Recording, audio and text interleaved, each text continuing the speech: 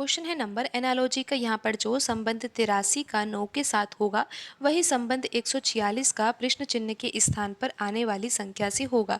तो यहाँ पर हमें समझना होगा कि 83 का संबंध 9 से किस प्रकार है या फिर 9 का संबंध 83 से किस प्रकार है। तो आप यहाँ पर ध्यान से देखिए कि यहाँ पर अनुपात के बाद लिखी हुई संख्या 9 है और 9 का संबंध 83 से निश्चित रूप से है। लेकिन कैसा संबंध है आप यहाँ पर समझिए कि 9 लिखा हुआ है ना, अगर हम यहाँ पर 9 का वर्ग करें और उसमें फिर 2 जोड़ दे तो यहाँ पर 83 आ जाएगा। कैसे आएगा? 9 का वर्ग कितना होता है? 81 होता है ना, और 81 में 2 जोड़ने पर ही तो 83 आता है।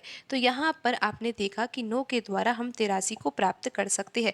तो अब आप यहाँ पर देखिए कि यहाँ पर 146 लिखा हुआ है। तो 146 जो एक संख्या है वो किस संख्या के वर्ग के आसपास की संख्या है? आपको पता है कि अगर हम 12 का वर्ग करते हैं ना तो कितना आता है? 144 आता है। और फिर 144 में अगर 2 जोड़ दिया जाए तो फिर 146 आ ही जाता है। आप यहाँ पर समझे कि यहाँ पर हम प्रश्न चिन्ह के स्थान पर कौन सी संख्या रखें।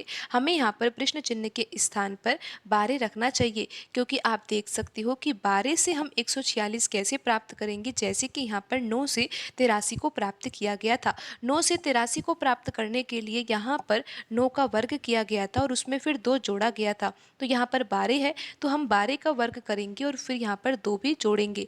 तो 12 का वर्ग तो 144 होगा और 144 में 2 जोड़ने पर 146 आ ही जाएगा। तो आप ये देख सकते हो कि यहाँ पर ऑप्शन डी में लिखा हुआ है 12। तो यहाँ पर 12 सही आंसर होगा। प्रश्न चिन्ह के स्थान पर कौन सी संख्या आएगी? 12 आएगी।